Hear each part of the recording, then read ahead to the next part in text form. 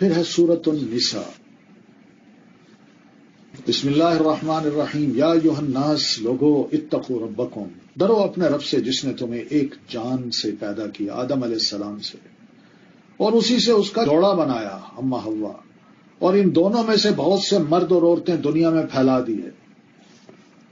بس ہیں ہم انسان، پھیلے ہوئے ہیں، مختلف زبانیں، مختلف ماحول، مختلف کلچر بن گیا، لیکن ہے آدم کی اولاد. اور اللہ سے ڈرو جس کے واسطے سے تم ایک دوسرے سے سوال کرتے ہو، اور رشتوں کو کاٹنے سے بھی ڈرو، بے شک اللہ تم پر نگران ہے. اپنے اوپر تقوی لازم کر لینا، یہ بڑی اہم نصیحت ہے جو اس قرآن مجید کی بھی ہے، اور آپ صلی اللہ علیہ وسلم بھی یہی نصیحت کیا کرتے تھے. تقوی جو ہے نا ہر کام کی بنیاد ہے. آپ فرماتے ہیں اسی کا بتقوی اللہ فإنہ رأس کل شیء، میں تجھے اللہ سے تقوی کی وصیت کرتا ہوں کیونکہ وہ ہر چیز کی جڑ ہے. وآتوا الیتامی اموالہم، اور یتیموں کے مال ان کے حوالے کر دو، اور تم اپنے ناپاک مال کو ان کے عمدہ مال سے تبدیل نہ کرو. ہاں، یتیم کا میں نگران ہوں تو نیت یہ ہونی چاہیے بالغ ہوگا تو اس کے مال کو میں نے اس کے حوالے کرنا ہے، اور اس دوران میں نے یہ کام بھی نہیں کرنا کہ اپنا ردی مال وہ اٹھا کے اس کو دے دوں اور اس کا عمدہ مال اپنے پاس رکھ لوں، اور ان کے مال کو اپنے مال کے ساتھ ملا کر بھی نہ کھاؤ. تو یتیم کا مال ہے، ہانڈی پک رہی ہے تو ساری ہانڈی اس کے پیسوں سے خرید لی، اس کو تھوڑا سا کھلا دیا اور باقی اپنا، اور اینڈ میں اس کا خرچہ بتا دیا اور خالی ہاتھ اس کو گھر سے نکال دیا. یقیناً یہ بہت بڑا گناہ ہے. یتیم سے مراد کیا ہے؟ آپ فرماتے ہیں لا یتم بعد احتلام، احتلام یعنی بلوغت کے بعد یتیمی نہیں ہوتی. آپ یہ بھی فرماتے ہیں کہ اپنے یا کسی دوسرے کے یتیم بچے کی پرورش کرنے والا میں اور وہ جنت میں اس طرح ہوں گے بشرطے کہ وہ اللہ سے ڈرتا ہو. تو امام مالک نے اس روایت کو بیان کرتے ہوئے کیا کیا؟ امام مالک نے شہادت والی انگلی اور درمیانی انگلی سے یوں اشارہ کیا، یعنی ہم اس طرح ہوں گے اکٹھے. یتیم کا حق مارنا حرام ہے. اللہ کے رسول فرماتے ہیں دعا کرتے ہوئے، اے اللہ میں دو ضعیفوں کا حق مارنا حرام کرتا ہوں، دو کمزور لوگوں کا، ایک یتیم کا وہ کمزور ہوتا ہے، اور عورت کا جو کمزور ہوتی ہے مرد کے مقابلے میں. وَإِنْ خِفْتُمْ، اور اگر تمہیں خوف ہو کہ تم یتیم لڑکیوں سے انصاف نہ کر سکو گے تو دوسری عورتوں میں سے جو تمہیں پسند آئیں دو دو، تین تین اور چار چار سے نکاح کر لو. یعنی یتیم لڑکی ہے، اس کا مال ہے، اس پہ نظر ہے، تم یہ سوچتے ہو میں پال کے اس کے بعد اس سے شادی کر لوں گا، نہ خرچہ دینا پڑے گا، پیسہ اسی کا ہوگا، اسی کا گزارا کرتا رہوں گا، وہ بھی کھائے گی میں بھی اس کے مال سے کھاؤں گا لیکن میں کچھ نہیں دوں گا، تو یہ تو انصاف نہیں ہے. تو ان کو چھوڑو، کسی اور عورت سے شادی کر لو. پھر اگر تمہیں ڈر ہو کہ تم ان کے درمیان عدل نہ کر سکو گے، یعنی دوسری بیوی، تیسری بیوی یا چوتھی بیوی، تو ایک سے زیادہ شادیاں کرنا چاہتے ہو اور ڈر ہو کہ انصاف نہیں کر سکوں گا، تو ایک ہی سے نکاح کافی ہے. یا تمہارے دائیں ہاتھ جن عورتوں کے مالک ہوئے ان سے کر لو. پھر یہ زیادہ قریب ہے کہ تم ایک طرف مائل نہ ہو جاؤ. تو پتہ چلا نکاح کے لیے بیوی کا منتخب کرنا ہوتا ہے، یہ دین کی ایک صفت ہے. اچھی نسل کے لیے نیک عورت کا انتخاب بڑا ضروری ہے. وآتوا النساء صدقاتهن نحلہ، اور عورتوں کو نکاح کرتے وقت ان کے مہر خوش دلی سے ادا کیا کرو. پھر اگر وہ اپنی طرف سے کوئی چیز تمہارے لیے مہر میں سے چھوڑ دیں تو اسے خوش مزہ اور خوشگوار سمجھ کر کھاؤ پیو، دینا خوشی سے. یہ بندہ اپنی محبت کا اظہار کر رہا ہوتا ہے، یہ ٹوکن منی ہے. وَلَا تُؤْتُوا السُّفَهَاءَ أَمْوَالَكُمُ الَّتِي جَعَلَ اللَّهُ لَكُمْ قِيَامًا، اور تم نادان یتیم بچوں کو اپنے مال مت دو جنہیں اللہ نے تمہارے لیے قیام زندگی کا ذریعہ بنایا ہے. پھر یتیم بچہ ہے، نادان ہے، تم اس کا مال اس کو دے دو گے وہ اڑا دے گا. تم خود اس کے نگران بنے ہو تو سوچ سمجھ کے فیصلے کرو، غصے میں نہ آؤ، اور انہیں تم اس میں سے کھلاؤ اور پہناؤ اور ان سے اچھی بات کہتے رہو، سمجھاتے رہو بیٹا پیسہ ہے تمہارے پاس، یہ دیکھو سارا حساب کتاب، بالکل بے فکر رہو، یہ دیکھو اس نے خرچ کیا یہ نقصان ہوا ہے، اس لیے تم ذرا تھوڑے سے بڑے ہو جاؤ، تمہیں سمجھ آ جائے پھر میں تمہیں دے دوں گا، پڑا ہے تمہارا، تمہارے نام کا ہے. نا سمجھ کو مال دینے والے کی دعا قبول نہیں ہوتی. یہ نبی علیہ السلام فرماتے ہیں. آپ فرماتے ہیں 3 قسم کے لوگ ہیں دعا کرتے ہیں ان کی دعا قبول نہیں ہوتی. ایک تو وہ آدمی جس کی بیوی بد اخلاق ہو اور وہ اسے طلاق نہ دے، بے عزتی کروائے روزانہ، مگر پھر بھی کہے میں اس سے محبت کرتا ہوں. اور وہ آدمی جس نے کسی سے قرضہ لینا ہے لیکن اس پر کوئی گواہ نہ بنایا ہو. تیسرا وہ آدمی جس نے بے وقوف یعنی مال کے انتظام کی صلاحیت نہ رکھنے والے چھوٹے بچے یا نا تجربہ کار آدمی کو مال دے دیا ہو، لو بھائی تمہارا مال ہے لے جاؤ. حالانکہ اللہ عز و جل نے فرمایا اپنے مال بے وقوفوں کے حوالے نہ کرو. وابتلوا الیتامی، اور یتیموں کو آزماتے رہو، یعنی مال دے کے تھوڑا سا مارکیٹ میں بھیج کے جاؤ بیٹا یہ پیسوں کے خرید لاؤ، پتہ چلے تمہیں یہ پیسے لے جاتے ہیں واپس کتنے لاتا ہے، کوئی کاؤنٹ کرنا بھی آتا ہے کہ نہیں. یہاں تک کہ وہ نکاح کی عمر کو پہنچ جائیں، بالغ ہو جائیں، پھر اگر تم ان میں سمجھ بوجھ پاؤ تو ان کے مال ان کے حوالے کر دو، اور تم ان کے مال اسراف اور جلدی کرتے ہوئے مت کھاؤ، اس ڈر سے کہ وہ بڑے ہو جائیں گے. اور جو کوئی تم میں سے مالدار ہو تو اسے یتیموں کے مال سے بچنا چاہیے، وہ خود اپنی طرف سے کھلا دے. اور جو مالی طور پر محتاج ہو کہ میں اس کی نگرانی کروں گا مگر میں کھلا نہیں سکتا، تو اسے چاہیے کہ وہ معروف طریقے سے اس کے مال سے کھائے. پھر جب تم ان کے مال ان کے سپرد کر دو تو ان پر گواہ ٹھہرا لو، اور حساب لینے کے لیے کافی ہے. للرجال نصیب مما ترک الوالدان والاقربون، مردوں کے لیے اس ورثے میں سے ایک حصہ ہے جو والدین اور قریبی رشتہ دار چھوڑ جائیں، اور عورتوں کے لیے بھی ایک حصہ ہے اس ورثے میں سے جو والدین اور قریبی رشتہ دار چھوڑ جائیں. ورثہ کم ہو یا زیادہ اس میں ایک طے شدہ حصہ ہے جو آگے آ رہا ہے. وَإِذَا حَضَرَ الْقِسْمَةَ أُولُو الْقُرْبَىٰ، اور ورثے کی تقسیم کے وقت جب غیر وارث رشتہ دار اور یتیم اور مسکین موجود ہوں تو انہیں بھی اس میں سے کچھ نہ کچھ دے دو، اور اگر نہ دے سکو تو بھلے طریقے سے ان سے بات کرو. وَلْيَخْشَ الَّذِينَ لَوْ تَرَكُوا مِنْ خَلْفِهِمْ ذُرِّيَّةً ضِعَافًا، اس موقع پر وراثت تقسیم کرنے والوں کو اس بات سے ڈرنا چاہیے کہ اگر وہ اپنے پیچھے ناتواں اولاد چھوڑ جاتے تو موت کے وقت انہیں ان کے بارے میں کتنا اندیشہ ہوتا. لہذا انہیں چاہیے کہ اس معاملے میں اللہ سے ڈریں. یعنی یہ جو غریب مسکین اس موقع پر آ جاتے ہیں وہ مانگتے ہیں تو ڈریں، وہ بھی آخر کسی کی اولاد ہیں، باپ نہیں ہے، اور جچی تلی بات کریں. ان الذین یاکلون اموال الیتامی ظلما، بے شک وہ لوگ جو یتیموں کے مال ظلم کرتے ہوئے کھا جاتے ہیں یقیناً وہ اپنے پیٹوں میں آگ ہی بھر رہے ہیں اور ضرور بھڑکتی ہوئی آگ میں داخل ہو جائیں گے یا بھڑکتی ہوئی آگ میں جلیں گے.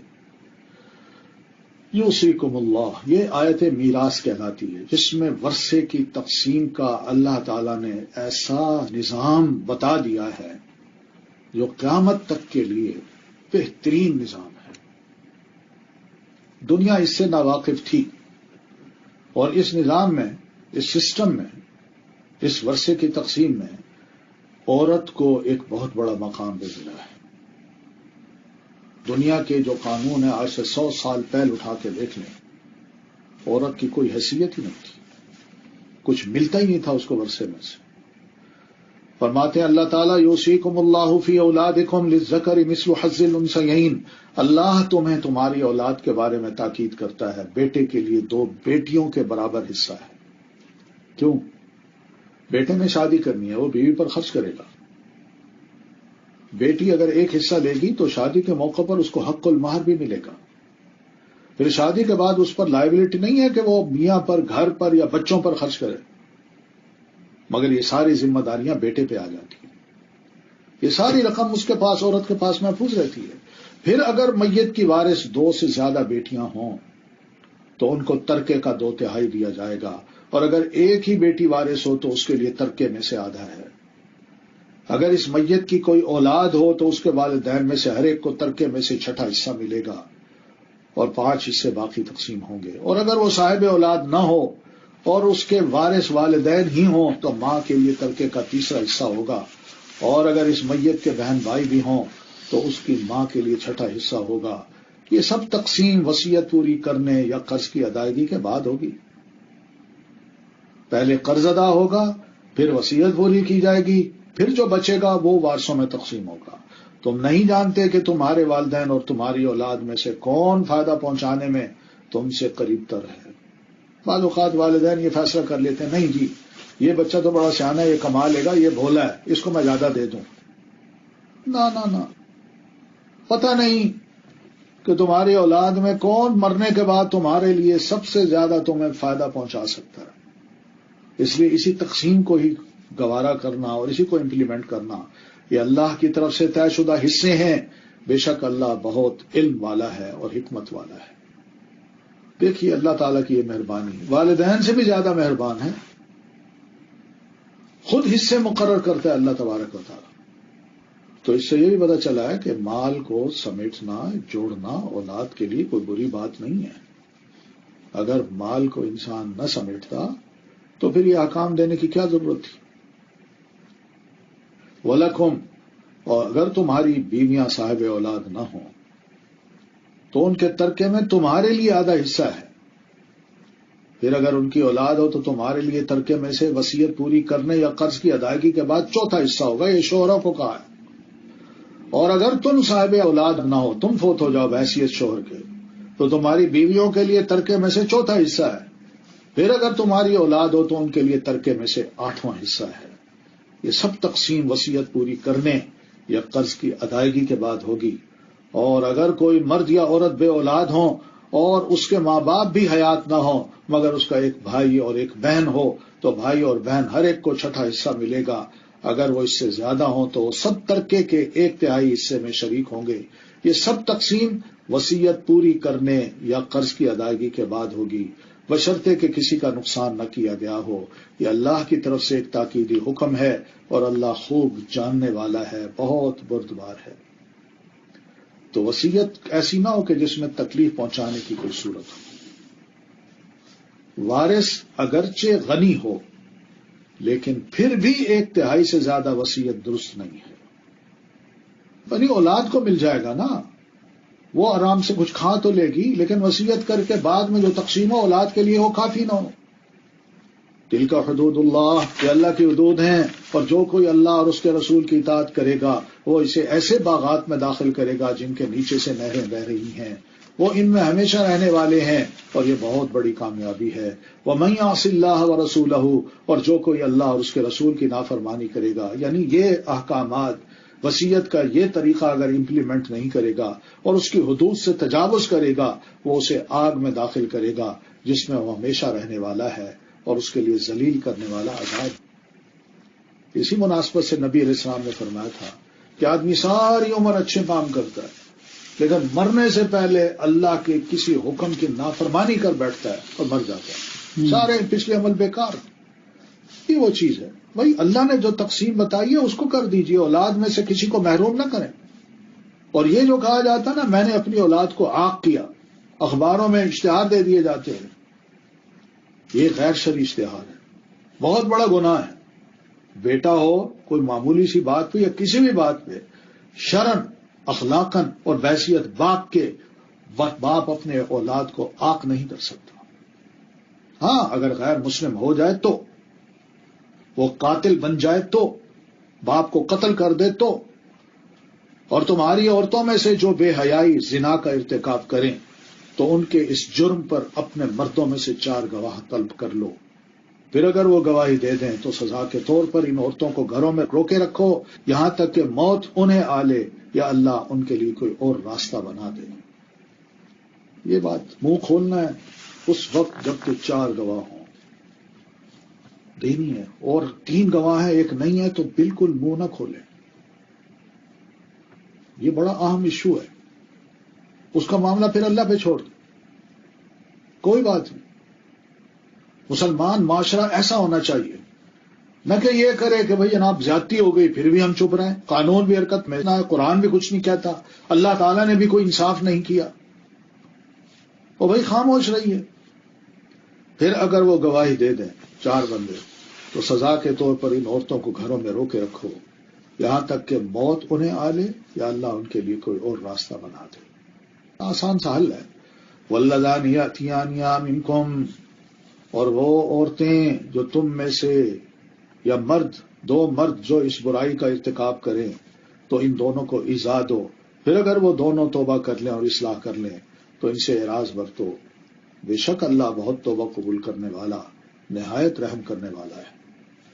اب یہ اوپر والی جو آیت تھی او یجعل اللہ لہن سبیلا، تو اللہ تعالیٰ نے راستہ نکال دیا۔ نبی علیہ الصلوۃ والتسلیم گھر میں تشریف فرما تھے، آپ پر جب یہ حکم نازل ہوا کہ اب اس کا راستہ کیا ہے، حل کیا ہے، تو آپ اس حکم کو لے کے بڑی خوشی سے مسجد میں تشریف لائے اور آپ فرمانے لگے خذوا عنی خذوا عنی قد جعل اللہ لہن سبیلا، لوگوں مجھ سے لے لو، اللہ نے ان عورتوں کا اب راستہ نکال دیا ہے۔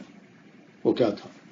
وہ یہی تھا کہ اگر کوئی شادی شدہ ہو کر زنا کرتا ہے، خواہ وہ مرد ہو یا عورت، اس کو رجم کیا جائے گا، اور اگر غیر شادی شدہ ہو، کنوارا ہو یا کنواری ہو، اس کو 100 کوڑے لگائے جائیں گے۔ تو آپ نے حل بتایا، یہ راستہ ہے جو اللہ تعالیٰ نے نکالا ہے، مگر ہو یہ رہا ہے کہ نبی علیہ الصلوۃ والتسلیم کے بتائے ہوئے اس راستے کو ایک طرف کر کے ہمارے بعد کے بڑے بڑے جغادری جو ہیں وہ اپنے راستے بتا رہے ہیں۔ یہ سب قرآن و سنت کی واضح مخالفت ہے۔ اور دوسری بات کہ اللہ تعالیٰ فحش کو ختم کرنا چاہتا ہے، مگر اس طرح کی باتیں کر کے فحش کو رواج دینا اور زانی کے ساتھ ہمدردی کا اظہار کرنا ہے اور کچھ نہیں۔ انما التوبۃ علی اللہ للذین یعملون السوء بجہالۃ، بے شک اللہ کے ذمے ان لوگوں کی توبہ قبول کرنا ہے جو جہالت سے برائی کا ارتکاب کرتے ہیں پھر جلد ہی توبہ کر لیتے ہیں، تو یہی وہ لوگ ہیں جن پر اللہ مہربان ہوتا ہے اور اللہ بہت علم والا بہت حکمت والا ہے۔ جہالت سے مراد ناواقفی ہے، یعنی انجام سے وہ ناواقف ہوتے ہیں اور پتہ نہیں ہوتا ان کو کہ اس کام کی وجہ سے اللہ ناراض ہوگا، اللہ کی طرف سے سزا لازم ہو جائے گی، تو یہ لا علمی اللہ دیکھ رہا ہوتا ہے اور اس کی نگرانی بھی کر رہا ہوتا ہے۔ وَلَيْسَتِ التَّوْبَةُ لِلَّذِينَ يَعْمَلُونَ السَّيِّئَاتِ، اور ان لوگوں کی توبہ قبول نہیں ہوتی جو برے عمل کرتے رہتے ہیں، حتیٰ کہ جب ان میں سے کسی ایک کو موت آتی ہے تو عین اس وقت کہتا ہے بے شک میں اب توبہ کرتا ہوں، اور نہ ہی توبہ ان لوگوں کے لیے ہے جو کفر کی حالت میں مر جاتے ہیں، یہی لوگ ہیں جن کے لیے ہم نے دردناک عذاب تیار کر رکھا ہے۔ تو توبہ سے محروم یہی لوگ ہیں جو شرک کرتے ہیں، گناہوں کو کھلم کھلا کرتے ہیں، اللہ کے حضور توبہ نہیں کرتے، موت کے وقت بھی وہ توبہ نہیں کرتے، اگر عین موت جب دیکھ لیتے ہیں اس وقت توبہ کرتے ہیں تو اللہ توبہ نہیں قبول کرتا، ورنہ اس سے پہلے نزع کی کیفیت طاری ہونے سے پہلے اگر توبہ کر لیتے ہیں تو اللہ تعالیٰ ایسی توبہ کو قبول کر لیتا ہے۔ ہاں، اس وقت بھی توبہ قبول نہیں ہوگی جب سورج مغرب کی طرف سے طلوع ہوگا۔ یا ایھا الذین آمنوا، اے لوگوں جو ایمان لائے ہو، تمہارے لیے یہ حلال نہیں کہ تم زبردستی بیوہ عورتوں کے وارث بن بیٹھو، اور نہ ہی یہ حلال ہے کہ ناپسند ہونے کے باوجود انہیں اس لیے روکے رکھو کہ تم نے انہیں جو مہر دیا ہے اس کا کچھ حصہ واپس لے لو، سوائے اس کے کہ وہ کھلی بے حیائی کا ارتکاب کریں اور ان کے ساتھ بھلے طریقے سے گزر بسر کرو۔ پھر اگر تم انہیں ناپسند کرو تو ہو سکتا ہے ایک چیز تمہیں ناپسند ہو اور اللہ اسی میں سے بہت سی بھلائی ڈال دے۔ کیا خوبصورت باتیں ہیں، بیوی سے اچھے اخلاق سے پیش آنا، مرد کے ذمے پتہ ہے کہ عورت کے کیا کیا حقوق ہیں، عورتوں کو اچھے طریقے سے رکھنا، اس کا حق المہر پورا دینا، خرچہ پورا دینا، اس کے ساتھ بغیر کسی جرم کے کراہت اور منہ بسورنے کا انداز اختیار نہ کرنا، باتوں میں اپنائیت کا ہونا، سخت اور تند خو نہ ہونا، اور نہ ہی اپنی بیوی کے علاوہ کسی اور عورت کی طرف رجحان رکھنا، یہ دھوکہ ہے۔ وَإِنَّ أَرَدتُّمُ اسْتِبْدَالَ زَوْجٍ مَّكَانَ زَوْجٍ، اور اگر تم ایک بیوی کو بدل کر اس کی جگہ دوسری بیوی لانے کا ارادہ کرو اور تم نے ان میں سے ایک کو ڈھیروں مال دے رکھا ہو تو اس میں سے کچھ بھی واپس مت لو، یہ ان کا حق ہے۔ کیا تم بہتان لگا کر اور کھلے دل سے دیا ہوا مال واپس لینا چاہتے ہو؟ وَكَيْفَ تَأْخُذُونَهُ، اور تم اس حق المہر کو کس طرح واپس لے سکتے ہو حالانکہ تم میں سے بعض سے صحبت کر چکا، یعنی تم میاں بیوی بن کے رہے۔ وَأَخَذْنَ مِنْكُمْ مِيثَاقًا غَلِيظًا، اور وہ عورتیں تم سے پختہ عہد لے چکی ہیں نکاح کے موقع پر، تم نے کہا اور انہوں نے ہاں کی، اور تمہارے عہد کی وجہ سے انہوں نے ہاں کی، دھیان کرو. ولا تنکحوا، اور نہ تم ان عورتوں سے نکاح کرو جن سے تمہارے باپ نکاح کر چکے ہوں. سوتیلی ماں پراپرٹی سمجھا جاتا تھا، نہ ماں ہے. الا ما قد سلف، سوائے اس کے جو پہلے ہو چکا، جاہلی دور میں ہو گیا. یقیناً وہ ایک بے حیائی کا کام اور قابل نفرت عمل اور بہت ہی برا راستہ ہے. یہ آخری آیت، یہ اس کو محرمات ابدیہ کی آیت کہتے ہیں. یعنی اللہ تعالیٰ نے ایسے عورتوں کے رشتے بتا دیے ہیں جو ہمیشہ کے لیے مرد کے لیے حرام ہے، یعنی ان سے نکاح نہیں ہو سکتا. فرمایا حرمت علیکم امہاتکم، تم پر حرام کر دی گئی تمہاری مائیں، تمہاری بیٹیاں، تمہاری بہنیں، تمہاری پھپھیاں، تمہاری خالائیں، اور تمہارے بھائیوں کی بیٹیاں اور تمہاری بہنوں کی بیٹیاں، اور تمہاری وہ مائیں جنہوں نے تمہیں دودھ پلایا ہو، اور تمہاری رضائی بہنیں، اور تمہاری بیویوں کی مائیں، اور تمہاری وہ بیٹیاں جو تمہارے زیر پرورش ہیں، تمہاری ان بیویوں میں سے جن سے تم دخول کر چکے ہو اور وہ تمہاری ربیبہ بن چکی ہے. پھر اگر تم نے ان سے دخول نہیں کیا تو پھر تم پر کوئی گناہ نہیں کہ تم اس ربیبہ سے، یعنی اس عورت کی بچی سے نکاح کر لو. اور تمہارے ان بیٹوں کی بیویاں جو تمہاری پشتوں میں سے ہیں، یعنی بہویں، اور یہ بھی تم پر حرام ہے کہ تم دو بہنوں کو ایک نکاح میں جمع کرو سوائے اس کے کہ جو پہلے ہو چکا. ان اللہ کان غفور الرحیم، بے شک اللہ بہت بخشنے والا، نہایت رحم کرنے والا ہے. وآخر دعوانا الحمد للہ رب العالمین. السلام علیکم ورحمۃ اللہ وبرکاتہ.